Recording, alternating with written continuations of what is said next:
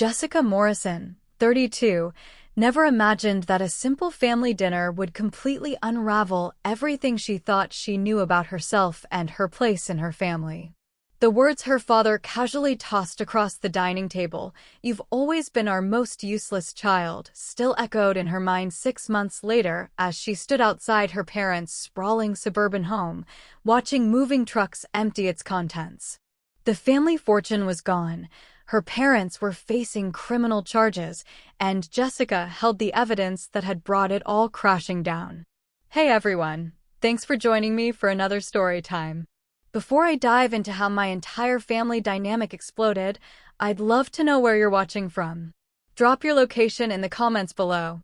This family revenge drama gets pretty intense, so if you enjoy stories about karma coming full circle, hit that like button and subscribe to catch all my future videos. Now let's get into how a single dinner conversation changed my life forever.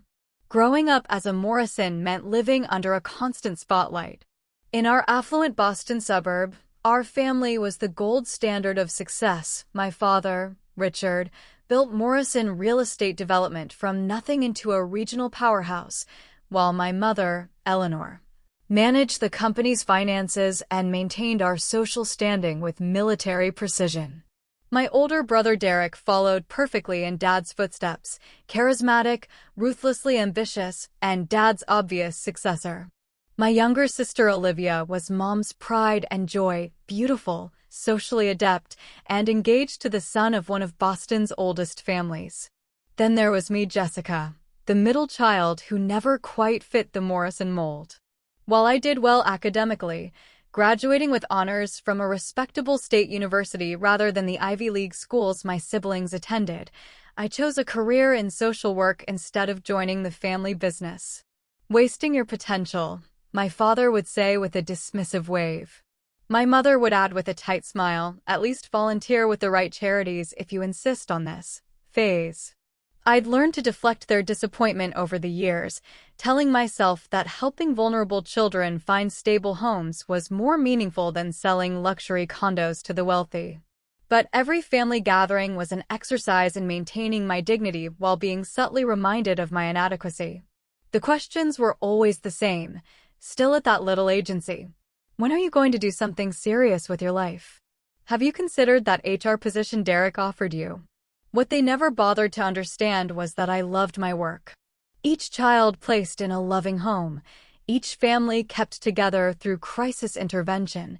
These were victories that meant something to me. I had a small but comfortable apartment, close friends who valued me for who I was, and colleagues who respected my dedication. By any normal standard, I was doing well. But in the Morrison universe, I was a disappointment. The tension reached its peak when I was passed over for promotion to program director at my agency.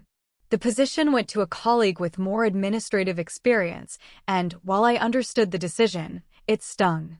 I made the mistake of mentioning this setback at our monthly family dinner, hoping for perhaps a word of encouragement. "Well, that's not surprising," my father said, barely looking up from cutting his prime rib. "Management requires a certain, decisive quality." "Jessica's always been more of a follower," Derek added with what he probably thought was brotherly teasing. "Remember when she wanted to start that little bakery after college? Thank God we talked her out of that disaster waiting to happen." I felt my face burn. The bakery had been a genuine dream. I'd even taken night classes in business and culinary arts. But a 3-hour intervention from my family had convinced me it was foolish and impractical. "Not everyone is cut out for leadership," my mother sighed, patting my hand as if consoling me for an inherent defect.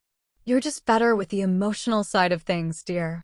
Olivia, never one to miss piling on, added, "Plus, now you won't have all that responsibility. You can still focus on finding a husband." She flashed her enormous engagement ring, a not-so-subtle reminder of her own success in the arena my parents considered crucial for daughters. I pushed my food around my plate, a familiar knot forming in my stomach. This was the dynamic I'd endured for decades, casual dismissal wrapped in the veneer of family concern. I'd long ago learned that defending myself only prolonged these conversations, and gave them more ammunition. So I smiled tightly and changed the subject to Olivia's wedding plans, the safest topic in any family gathering. Little did I know that this unremarkable dinner, so similar to hundreds before it, was the last time our family would gather in peace. Within weeks, I would discover information that would shatter our family's golden image forever and force me to decide between the loyalty I'd been conditioned to give and the justice I knew was right. As I drove home that night, replaying the dinner conversation in my mind, I had no idea that in my professional life, I was about to encounter a case that would connect directly to my family in ways I could never have imagined. The Morrison empire had secrets buried in its foundation, secrets I was uniquely positioned to uncover, despite being the useless child they had always underestimated. The file landed on my desk on a rainy Tuesday morning, 3 weeks after that fateful family dinner. "You might want to handle this one personally," my supervisor said, an unusual edge to her voice. "Given your connections." The case involved a group of families being evicted from a recently purchased apartment complex in Roxbury. The new owner planned to convert the affordable housing units into luxury condos, giving residents just 30 days to vacate, a legally questionable move that would displace dozens of families, many with children in my agency's programs. When I opened the file and saw the owner's name, my coffee mug nearly slipped from my fingers. Morrison Holdings LLC, a subsidiary of my family's company. "This must be a mistake," I muttered, flipping through the paperwork. But there was no error. The documentation was clear. My father's company had purchased the building through a shell corporation, and my brother Derek had signed the eviction notices. I called Derek immediately, certain there had been some misunderstanding. When I explained the situation, his laugh chilled me. "Jess, this is business. We bought that dump legally, and we're developing it legally. Those people have a month to find somewhere else to live, which is generous considering the condition of the place. There are children there, Derek. Families who have nowhere else to go. The city has an affordable housing crisis, you know that."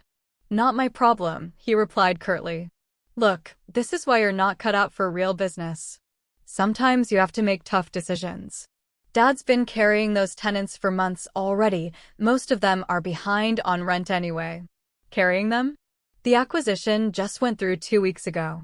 A pause. "Whatever. The point is, this is happening. If you're smart, you'll stay in your lane and keep the family name out of your little social justice crusade." After hanging up, I sat stunned at my desk. Something wasn't adding up. If Morrison Holdings had just acquired the building, how could tenants be behind on payments to my father? I began digging deeper, pulling records and making calls. What I discovered over the next week made me physically ill. My family's company had been systematically targeting vulnerable communities through a network of shell corporations. They would buy buildings with stable, long-term tenants, create artificial maintenance issues to make the properties unlivable, force residents out, and then flip the properties for massive profits. Worse, they were using fraudulent documentation to secure government subsidies intended to develop affordable housing, only to convert those properties to high-end developments. The Roxbury complex wasn't an isolated incident, it was part of a pattern stretching back years. The documentation revealed that my father and brother had displaced hundreds of families, many of whom had ended up in the very shelter system where I worked. I remembered the Martinez family, a mother and 3 children who had lived in their apartment for 12 years before suddenly being evicted last winter. Mrs. Martinez had worked 2 jobs to keep up with the mysteriously rising rent, only to come home one day to find her possessions on the curb and the locks changed. I had helped them find emergency housing and get back on their feet. Now I realized with horror that my own family had been responsible for their suffering. The deeper I dug, the worse it got. My mother's perfect bookkeeping concealed money laundering operations. Tax documents had been falsified. Building inspectors had been bribed. And most disturbing of all, I found emails between my father and sister Olivia discussing how to manipulate property values in historically black neighborhoods to force residents out, casual racism wrapped in business jargon. One email from my father to Derek stood out with nauseating clarity. These people don't understand property values or investment. They're just taking up space that could be generating real returns. Sometimes you have to clear the dead wood to make way for growth. Human beings reduced to dead wood. Families I worked with every day, dismissed as obstacles to profit. I took my findings to my supervisor, who connected me with a friend at the district attorney's office. The prosecutor was blunt. What you're describing is criminal fraud, housing discrimination, and possibly racketeering. But making charges stick against a family like the Morrisons won't be easy. We'd need ironclad documentation and probably an insider witness. An insider witness. The words hung in the air between us. She was asking if I would testify against my own family. That night, I couldn't sleep. Family loyalty had been drilled into me since childhood. Morrisons stick together was practically our family motto. But what about loyalty to justice? To the families who had suffered? To my own values? As dawn broke, I made my decision. I would gather every piece of evidence I could find. The useless child they had dismissed and underestimated would be the one to bring truth to light, whatever the personal cost. I needed more evidence, documentation that would be impossible for my family to explain away or bury with expensive lawyers. That meant I needed access to the Morrison Company servers, where I knew my mother kept meticulous records of every transaction. The irony wasn't lost on me. After years of declining their persistent offers to join the family business, I was now going to have to find a way in. My opportunity came when Olivia called, her voice dripping with condescension. "Jessica, I need a favor. My assistant quit, some nonsense about ethical boundaries or whatever, and I need someone to help with wedding planning while I interview replacements. 2 weeks tops. I'll even pay you.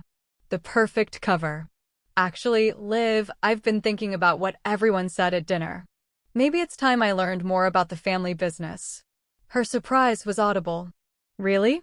Well, that's unexpected. But good. Mom and Dad will be thrilled.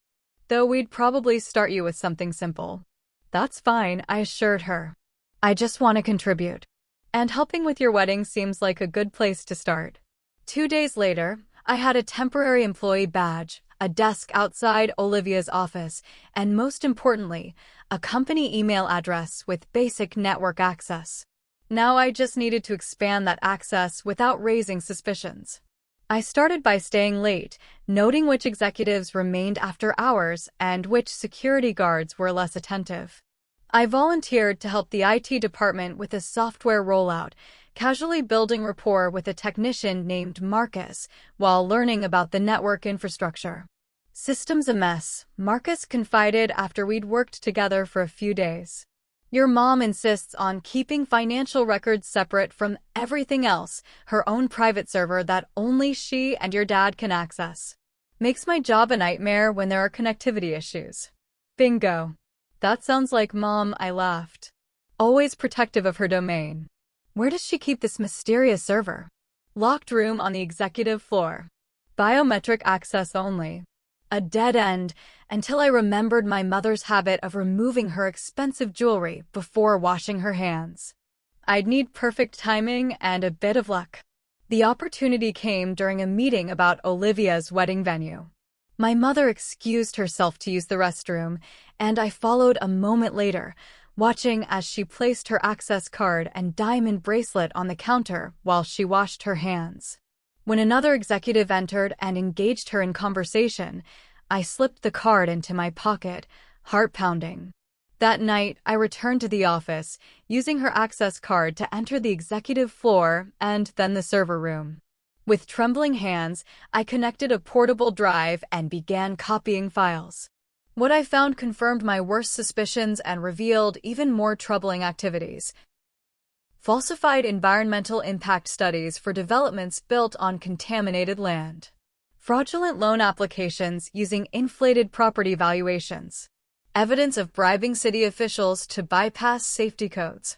And most damning of all, a folder labeled Roxbury Initiative that detailed the deliberate targeting of minority neighborhoods for what they called aggressive redevelopment, a euphemism for the systematic displacement of low-income residents.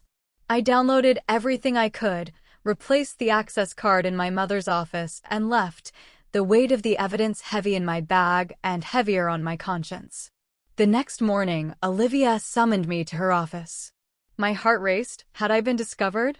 But she merely thrust a stack of wedding magazines at me. I need you to call all these vendors and get quotes. Oh, and Mom wants you at the family dinner on Sunday. She says you've been showing promising initiative. Olivia rolled her eyes. Whatever that means. I'll be there, I promised, relieved but sick at heart. The family dinner would be the first time I'd face them all knowing the full extent of their crimes. Could I maintain the facade? Did I even want to? I spent the next few days organizing the evidence and creating secure backups. I met again with the prosecutor, who reviewed my findings with increasing interest. This is excellent work, Jessica, she said. We have enough here to open a formal investigation. But I have to warn you, once we move forward, there's no turning back. Your family will know someone betrayed them. Are you prepared for that? Was I? I thought about the families I'd helped through my agency, hard-working people who had lost everything because of my family's greed. I thought about the values I'd tried to uphold in my own life, so at odds with the Morrison way. And I thought about that dinner table, where I'd been labeled useless for choosing compassion over profit. Yes, I said firmly. I'm ready. But even as I said the words, I wondered if I truly understood what was coming. The Sunday dinner loomed ahead, one last family gathering before I helped bring down the empire they had built. Sunday arrived with ominous storm clouds gathering over Boston, matching my turbulent emotions. I parked my modest Honda between Derek's Tesla and Olivia's Mercedes in the circular driveway of my parents' Beacon Hill mansion, the home where I'd grown up but never quite belonged. For a moment, I sat frozen behind the wheel, the manila envelope of evidence copies heavy on the passenger seat beside me. Tomorrow morning, the district attorney would be presenting this information to a grand jury. By tomorrow afternoon, there would likely be warrants issued for my father, mother, and brother. But tonight, I would sit across from them at dinner, carrying the knowledge that I had set their downfall in motion. Was I doing the right thing? The question had haunted me for weeks. These were the people who had raised me, who despite their disappointment and dismissal, were my blood. But then I thought of Mrs. Martinez and her children, of the elderly couples forced from homes they'd lived in for decades, of the communities destroyed by my family's greed. Some betrayals, I had come to realize, were necessary to serve a greater loyalty to justice. I tucked the envelope into my bag and walked up the granite steps to the imposing front door. Our housekeeper, Maria, greeted me with a warm smile that momentarily eased my tension. Maria was the person who had actually raised me, who had attended my school plays and tended my childhood fevers while my parents were busy building their empire. I wondered if she knew what kind of people she worked for, or if, like me, she had been kept in the dark. There in the living room, Miss Jessica, she said, taking my coat. Your father is in quite a mood today. The living room fell silent as I entered. My parents sat in their usual places, my father in his leather armchair by the fireplace, my mother perched elegantly on the sofa, a glass of white wine in hand. Derek stood by the bar fixing a drink, while Olivia and her fiancé, Bradley, huddled over wedding photos spread across the coffee table. Jessica, my mother said, her smile not reaching her eyes. You're late. Traffic, I lied, accepting the glass of wine Derek handed me. Your sister was just showing us the final designs for her wedding invitations, my mother continued. Olivia has chosen the most exquisite letterpress technique. I murmured appropriate admiration, though my mind was elsewhere. Every object in this room, the antique Persian rug, the original artwork on the walls, the crystal decanters on the bar, had been purchased with money gained through exploitation and fraud. How had I never seen it before? Or had I simply chosen not to see? Dinner was served in the formal dining room, where generations of Morrisons had gathered to celebrate their successes. Maria and the kitchen staff had outdone themselves with a feast that now turned my stomach, knowing that while we dined on Wagyu beef and truffle risotto, families across Boston were struggling to feed their children after being displaced by Morrison Holdings. The conversation flowed around me: Olivia's wedding plans, Derek's latest acquisition, my father's golf game. I picked at my food and offered minimal responses, hoping my discomfort wasn't obvious. But my mother, ever attuned to social undercurrents, noticed. "Jessica, you're unusually quiet tonight," she observed. "I thought you'd be more enthusiastic, given your recent interest in the business." All eyes turned to me. I took a sip of water, buying time. "Actually," my father interjected before I could respond, "we wanted to discuss that with you, Jessica. Your brother has been quite impressed with your work these past few weeks." Derek nodded, raising his wine glass in my direction. "You've shown unexpected aptitude, sis. Olivia tells me you've reorganized her entire filing system and even made some useful suggestions about the Westbrook development." My breath caught. The Westbrook development, another of their fraudulent projects, where they were planning to bulldoze a historic black church to build luxury condominiums. I had indeed reorganized those files straight into my evidence collection. "We think it's time you took on a more permanent role," my father continued. "Derek is establishing a new community relations division, putting a more positive spin on some of our more controversial projects. With your background in social work, you'd be the perfect face for it." I nearly choked on my wine. They wanted me to be their public relations shield, to use my credibility with community organizations to help them continue their exploitation under a veneer of social responsibility. That's quite an offer, I managed. "It comes with a substantial salary, of course," my mother added. "Enough for you to move out of that dreadful apartment and into something more appropriate for a Morrison. Perhaps in the new Beacon Hill development." The development built on falsified environmental reports, where testing had shown dangerous levels of lead and asbestos that my father had paid to have concealed. Where families would raise children in poisoned homes because the Morrisons needed another million in profits. Something inside me snapped. "No," I said quietly. My father's fork paused halfway to his mouth. "Excuse me." I said no. My voice grew stronger. "I won't be your community relations puppet. I won't help you disguise what you're really doing to the city." A dangerous silence fell over the table. My mother's face hardened, while Derek's eyes narrowed suspiciously.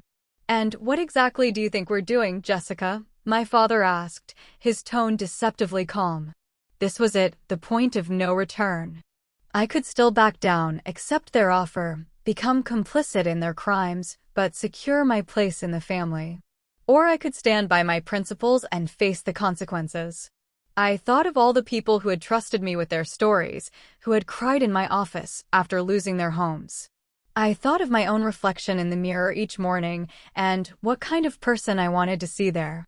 "I know everything," I said, my voice steady despite my racing heart. "About the fraudulent development schemes, the bribery, the discriminatory targeting of minority neighborhoods, the falsified environmental reports. All of it." The silence that followed was absolute.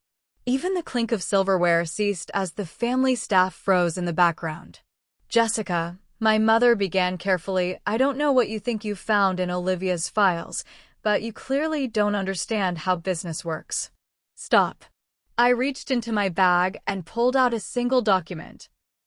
A printout of the email where my father had referred to displaced families as deadwood to be cleared.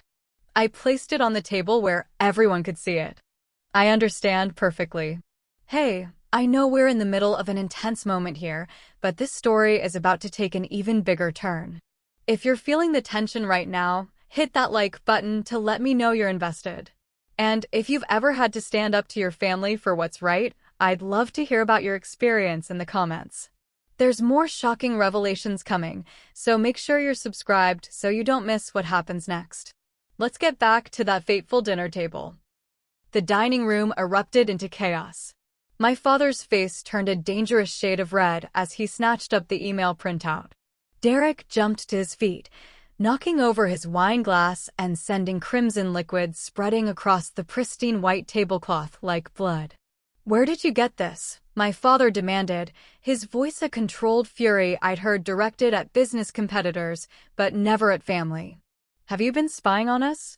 Olivia gasped dramatically, her hand flying to her throat where her 5-carat engagement diamond rested. "Jessica, what have you done?" My mother, however, remained eerily calm, studying me with new eyes. Of everyone at the table, she had always been the most perceptive, the strategist behind the Morrison Empire's success. I could almost see her reassessing me, recalculating my place in her mental chessboard. "It doesn't matter how I got it," I replied, surprising myself with my steady voice. "What matters is what it reveals about what this family has become." "This family," my father spat, "has built something extraordinary. We've created jobs, revitalized neighborhoods, contributed millions to this city's economy. And you would jeopardize all that because of some misguided bleeding heart nonsense." "Revitalized neighborhoods," I echoed incredulously. "You've destroyed communities, forced out people who had lived there for generations. Also, you could build overpriced condos for the wealthy." Derek recovered his composure, adopting the smooth, reasonable tone he used in business negotiations. "Jessica, you're overreacting. This is how real estate development works. There are always people displaced during progress. We follow the law." "No, you don't," I countered. "The law doesn't allow for bribing building inspectors to ignore code violations. It doesn't permit falsifying loan documents or lying about environmental hazards. It doesn't sanction money laundering or tax fraud." My mother's wine glass paused halfway to her lips. "Those are very serious accusations, Jessica. Accusations that could damage not just the business, but this family's reputation." "Your reputation." The threat was clear. If I pursued this, I would be cut off completely. No more family connection, no more Morrison name to open doors, no more safety net. I would be alone. For a moment, doubt crept in. These people, for all their flaws, were my family. The only one I'd ever known. Was I really prepared to lose them forever? But then I remembered visiting the Chin family in their cramped motel room after they'd been evicted from their apartment of 15 years, a Morrison Holdings property. Mr. Chin had worked as a janitor for decades, saving every penny to give his children stability. Mrs. Chin had tended a small garden on their apartment balcony, growing vegetables to supplement their meals. Their teenage daughter had been studying for finals when the eviction notice came, giving them just days to vacate. Now they lived in a motel room with mold growing on the bathroom ceiling, their possessions in storage they couldn't afford, their dignity stripped away. "I have copies of everything," I said quietly. "Emails, financial records, the fake environmental reports for the Beacon Hill development, the bribes to Councilman Hargrove for the Roxbury rezoning. All of it." A heavy silence fell over the table. My father's face had gone from red to ashen. Derek's calculating expression faltered, revealing genuine fear beneath. Only my mother maintained her composure, though I noticed her knuckles had gone white around her wineglass. "And what do you intend to do with these copies?" she asked carefully. I met her gaze directly. "The district attorney already has them. There's a grand jury hearing tomorrow morning." The explosion I expected didn't come. Instead, my father pushed back from the table with unnerving calm and left the room without a word. Derek followed immediately, already pulling out his phone, no doubt to call their army of lawyers. Olivia burst into tears. "How could you do this to us?" "To me? My wedding is in 3 months. Do you have any idea how this will look?" Her shallow concern for appearances rather than the actual crimes committed only confirmed I'd made the right choice. "I'm sorry about your wedding, Liv. But I'm more concerned about the families who have lost their homes because of what our family has done." My mother stood gracefully, smoothing her silk dress. "Jessica, come with me to the study. Now." I followed her, bracing myself for either a calculated attempt to buy my silence or a furious dressing down. In the mahogany-paneled study where my father had conducted so much of his business, my mother closed the door and turned to face me. "I always knew you were different," she said, surprising me. "From the time you were small, you saw things the rest of us didn't. Felt things more deeply. I thought it was a weakness." She walked to the window, looking out at the manicured garden where generations of Morrisons had strolled in privileged comfort. "Perhaps I was wrong, Mom." She held up a hand to silence me. "What's done is done. But understand this, Jessica, there will be consequences. Not just for your father and brother, but for all of us. For you." "I know," I said. "But there have already been consequences for hundreds of families because of what this company has done. Someone needed to stand up for them." A sad smile touched her lips. "Noble, but naive. Do you really think your evidence will lead to justice? Your father has friends in very high places. Judges, politicians, police commissioners." "Maybe," I acknowledged. "But the evidence is overwhelming. And public opinion can be a powerful force when people see how they've been exploited." My mother's gaze hardened. "You've declared war on your own family, Jessica. Whatever happens next, remember that you chose this path." As if on cue, raised voices echoed from the hallway. My father and Derek had returned, accompanied by a man I recognized as Walter Grayson, the family's lead attorney. His grave expression told me everything I needed to know. "Eleanor," my father barked as they entered the study, "Jessica needs to leave. Now. We need to prepare our response to these allegations." "I think that's best," I agreed, gathering my bag. There was nothing more to be said tonight. The die was cast. As I moved toward the door, my father stepped into my path. For a terrible moment, I thought he might physically stop me from leaving. Instead, he leaned in close, his voice a threatening whisper. "You've always been our most useless child," he hissed. "But I never thought you'd be dangerous. This is the biggest mistake of your life, Jessica. When this is over, you'll have nothing and no one." I looked into his eyes I'd once admired, that had crinkled with rare approval on the few occasions I'd managed to please him. Now they were cold with fury and something else, fear. For the first time, my father was afraid of me, the daughter he'd always underestimated. "No, Dad," I said softly. "My biggest mistake was spending 32 years trying to earn the approval of people who value profit over humanity. That ends tonight." I walked out of the house I'd grown up in, knowing I would never be welcome there again. The night air felt cleansing against my face as I descended the granite steps one last time. Behind me, I could hear the family I'd just shattered already strategizing their defense, my name now listed among their enemies. The weight that had been crushing my chest for weeks finally lifted. Whatever came next, and I harbored no illusions that taking on the Morrison empire would be easy, I had chosen truth over complicity. I had found my voice and my courage when it mattered most. As I drove away from Beacon Hill toward my modest apartment, I realized something that brought an unexpected smile to my lips. The useless child had just changed everything. The next 6 months were the hardest of my life. As my mother had predicted, the Morrison legal machine sprang into action with devastating efficiency. Their team of high-powered attorneys immediately moved to discredit both the evidence and me personally. They claimed I had illegally accessed company records, violated confidentiality agreements, and was motivated by pathological jealousy of my more successful siblings. The smear campaign was brutal and comprehensive.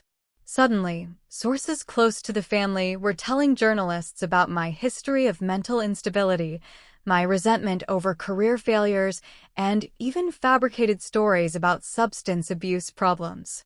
Old acquaintances were offered money to share embarrassing stories from my past. My college boyfriend was approached to sell details of our relationship to tabloids. Most painfully, I was fired from my job at the social services agency. Though my supervisor believed in what I was doing, the board of directors couldn't withstand the pressure when my father, still a major donor to many charities in Boston, made calls suggesting that organizations associated with me might find their funding reduced. "I'm sorry, Jessica," my supervisor said, tears in her eyes as she delivered the news. "They're threatening our operating budget. Without it, we can't help anyone." The isolation was crushing. Friends drifted away, uncomfortable with the controversy or unwilling to risk their own professional connections to the Morrison network. Colleagues stopped returning my calls. Even my landlord, after receiving an anonymous complaint, found reasons to terminate my lease, forcing me to move to a smaller apartment in a less desirable neighborhood. Only Maria, our former housekeeper, remained steadfast. She called me weekly, despite my father's explicit instructions to staff to cut all contact. "You're doing the right thing, Miss Jessica," she assured me. "I've seen things in that house, things that weren't right. It's time someone stood up."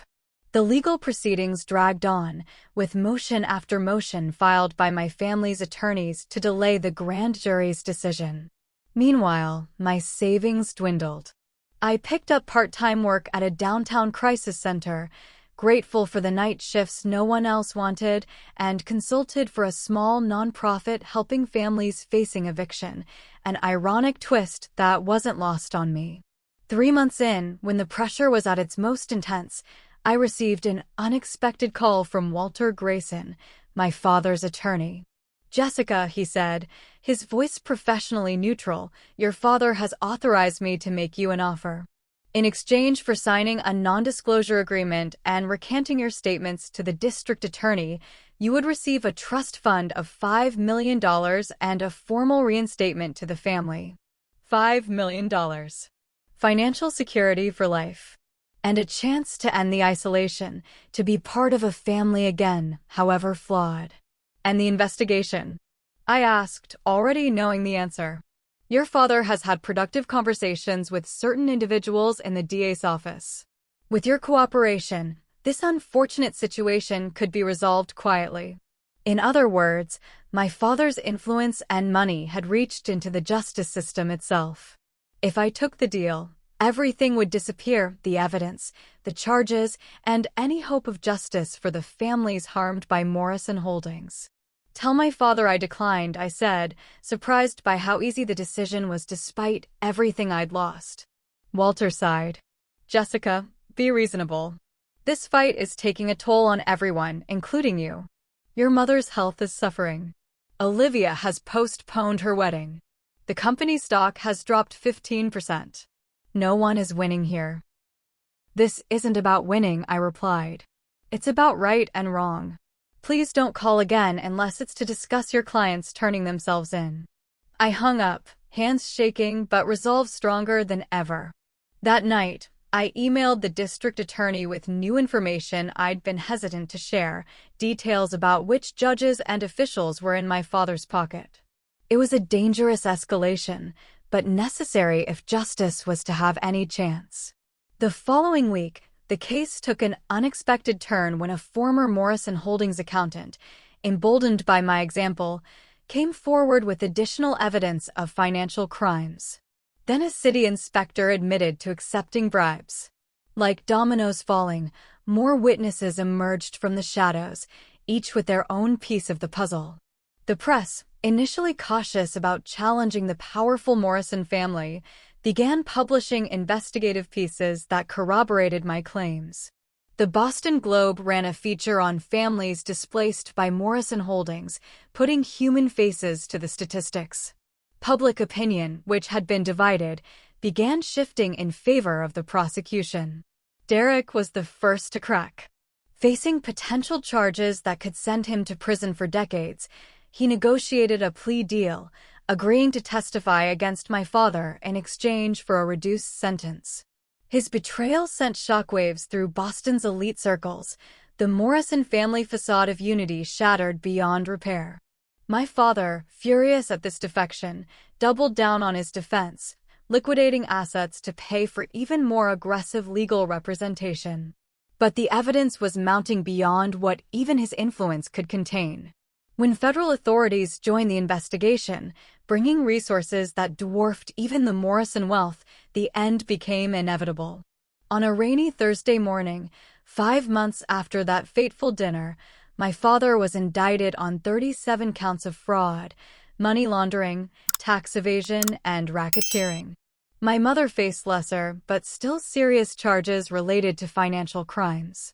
The Morrison empire began to crumble as investors fled and projects were abandoned. Throughout it all, I kept working at the crisis center, using my insider knowledge to help authorities identify and reach out to families who had been victimized by my family's schemes. It wasn't the career I had planned, but it gave purpose to the pain I'd endured. As the criminal proceedings advanced, civil lawsuits multiplied. Class actions were filed on behalf of displaced residents and defrauded investors. The Morrison fortune, built over decades of exploitation, was being dismantled piece by piece. I testified when required, spoke truth when asked, but took no pleasure in watching my family's downfall.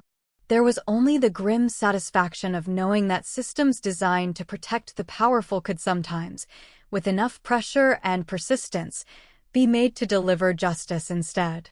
In the darkest moments, I questioned everything. My choices, my identity, my future in a city where my name had become synonymous with both privilege and scandal. But each time I helped a family find housing, each time I saw former victims of my family's schemes receiving compensation, I found renewed conviction that I had chosen correctly, despite the cost. 6 months after I walked out of my parents' home for the last time, I stood outside it again, watching as federal agents supervised the removal of assets as part of the asset forfeiture proceedings. The mansion would be sold, the proceeds directed toward restitution for victims. It was justice, but it felt hollow as I remembered Sunday dinners and Christmas mornings within those walls, memories now tainted by the knowledge of how our comfort had been purchased. As I watched the moving trucks empty the house of its treasures, I felt a presence beside me. It was Olivia, looking less polished than I'd ever seen her, without makeup and dressed in simple jeans and a sweater. "I almost didn't recognize you," I said, unsure of what else to say to the sister who had sided with our parents throughout the proceedings. "I almost didn't recognize myself," she replied quietly. "I've had a lot of time to think since, everything." We stood in silence, watching our childhood home being dismantled. "I was wrong about you," Olivia finally said. "We all were. You weren't useless. You were the only one of us with actual courage." Coming from Olivia, who had never admitted being wrong about anything in her life, the words carried unexpected weight. "What will you do now?" I asked. She shrugged. "Bradley's family pulled out of the wedding when the indictments came down. Turns out he loved the Morrison money and connections more than he loved me." A bitter smile. "I'm staying with a friend until I figure things out. Looking for a job, actually. Turns out an art history degree and professional daughter doesn't qualify me for much." And Derek, waiting for sentencing. He'll do some time, but not much. He's writing a book about the toxic Morrison family culture that forced him into criminality. She rolled her eyes. Always looking for the angle, our Derek. Another silence fell between us, filled with the sounds of our former life being packed away. "They were wrong, you know," I said eventually. "What they said about you at that dinner. You're not useless, Jessica. You're the strongest person I know." "Thank you," I whispered. "But they never actually said that." Olivia looked confused. "Said what?" "That I was their most useless child. Dad called me dangerous during our fight, but that specific line, that I was their most useless child, he never actually said it." I gave a small laugh. Funny how I've been carrying those words as if they were spoken aloud, when really they were just what I always felt they thought about me. Olivia's eyes filled with tears. "Jess, I'm so sorry for my part in making you feel that way. I was just so desperate for their approval that I joined in without thinking about how it hurt you." An unexpected lightness filled my chest. After everything, this small reconciliation with my sister felt like the first step toward healing. As we watched the moving trucks pull away, Olivia tentatively touched my arm. "Do you think maybe we could get coffee sometime? Start over as sisters?" I looked at her, really looked at her, and saw not the polished, perfect daughter my parents had molded, but a woman adrift, trying to find her own way just as I had been forced to do. "I'd like that," I said, and meant it. 1 year later, I stood in the community center that had once been the Morrison Holdings headquarters, watching as families gathered for the grand opening celebration. The gleaming glass tower that had once symbolized my family's power and wealth had been converted, as part of the settlement with the city, into affordable housing units, community spaces, and offices for nonprofits serving the neighborhoods my family had once exploited. I'd been asked to cut the ribbon, an honor I had nearly declined out of discomfort with being in the spotlight. But Maria had convinced me otherwise. "The people need to see your face, Miss Jessica," she'd insisted. "They need to know that sometimes justice wins, even against the powerful." So here I was, scissors in hand, preparing to officially open a building that represented both my family's shame and the possibility of redemption. The journey to this moment had been arduous. My father was serving a 15-year sentence in a federal prison, maintaining his innocence despite the mountain of evidence and his conviction on all counts. My mother had received a lighter sentence of 5 years, largely due to her eventual cooperation with prosecutors after my father's conviction. Derek, true to form, had parlayed his plea deal and minimal jail time into a lucrative book contract and speaking engagements about corporate ethics, reinventing himself as a reformed sinner warning others about the corrupting influence of wealth. I kept my distance, finding his new persona as false as his old one. Olivia had surprised everyone, including herself. After our reconciliation, she had volunteered at a women's shelter to fill her suddenly empty days and discovered a genuine passion for helping domestic violence survivors rebuild their lives. She was now pursuing a master's degree in social work, following in my footsteps with a humility I'd never thought possible from her. As for me, I had found an unexpected new path. When the district attorney who had prosecuted my family was elected mayor of Boston, she asked me to head a new commission on housing justice and corporate accountability. It was controversial. Many argued that a Morrison had no place in such a role, but she had stood firm. Who better to recognize corporate malfeasance than someone who helped expose it at great personal cost, she had argued to the press. Jessica Morrison chose justice over family loyalty and personal gain. That's exactly the integrity this commission needs. So I had accepted, determined to use my insider knowledge of how the wealthy and powerful manipulated the system to help create stronger protections for vulnerable communities. It wasn't the life I had imagined, but it was meaningful work that made the most of my unique perspective and experience. The personal cost had been high. I still had nightmares about that family dinner and its aftermath. I still felt the ache of lost connections and shattered illusions. But I had also found new relationships built on authentic values rather than obligation or appearances. A small group of supporters had stood by me through the darkest days, Maria, who had become more family to me than my biological relatives had ever been, my former supervisor, who had quietly helped me find new work when my reputation made employment difficult, and, unexpectedly, a handful of colleagues from the DA's office who had respected my courage and offered friendship when I most needed it. And there was Michael, the housing rights attorney I had met during the class action lawsuits. Our relationship had begun professionally, cautiously, both of us wary of the complications my notorious last name might bring. But over months of working together to secure restitution for displaced families, respect had grown into friendship, and friendship into something deeper. He stood near the back of the crowd now, giving me an encouraging smile as I prepared to speak. I stepped up to the microphone, looking out at the gathered faces, former residents of Morrison Properties who had received settlements, community organizers who had fought against my family's developments, reporters documenting what they were calling the most significant corporate downfall in Boston's recent history, and city officials eager to associate themselves with this visible symbol of justice. A year ago, I stood outside my family home watching as it was emptied of possessions acquired through decades of exploitation and fraud. Today, I stand in a building that once represented corporate greed and systematic injustice, now transformed into a space that will serve the very communities my family harmed. I paused, swallowing against the emotion threatening to overwhelm me. I am not here to claim credit for this transformation. The credit belongs to every person who spoke up, who shared their story, who refused to be silenced by power and money.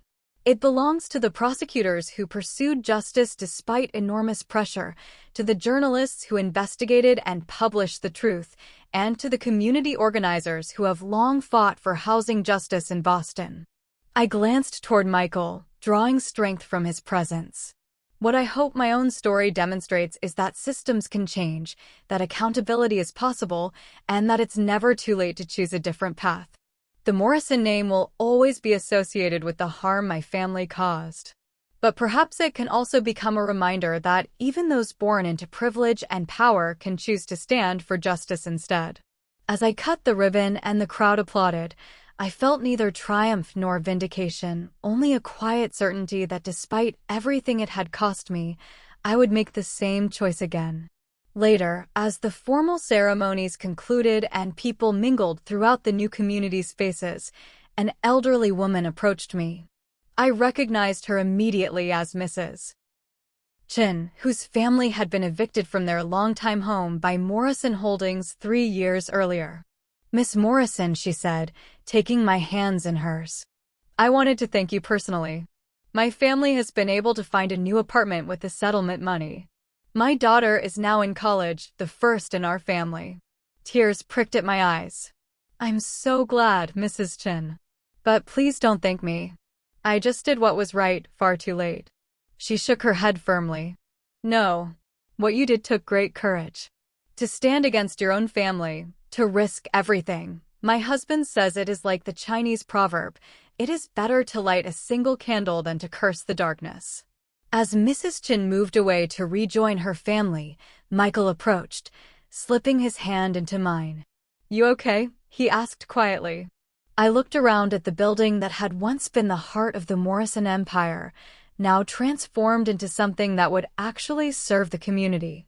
I thought about my father in prison, still believing he had done nothing wrong, my mother, finally confronting the moral compromises she had made, Derek, exploiting even his own downfall for profit, and Olivia, finding her way toward a more authentic life.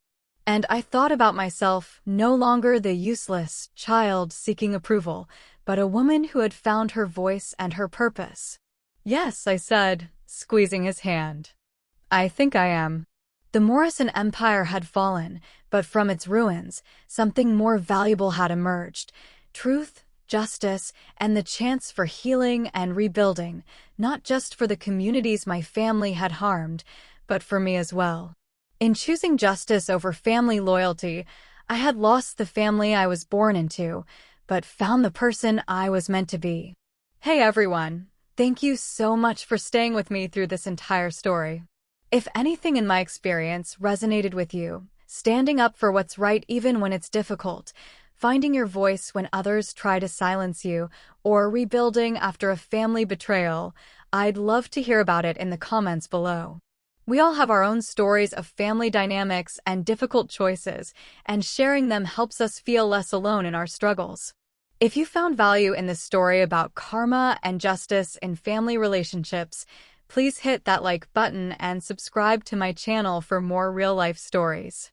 Sharing this video might help someone else who's struggling with family expectations or trying to find the courage to do what's right in a difficult situation. Remember, sometimes the family we choose is more important than the family we're born into, and finding your authentic path may mean leaving behind people who can't support your growth. Thank you for being part of my journey, and I wish you strength and clarity in your own. Until next time.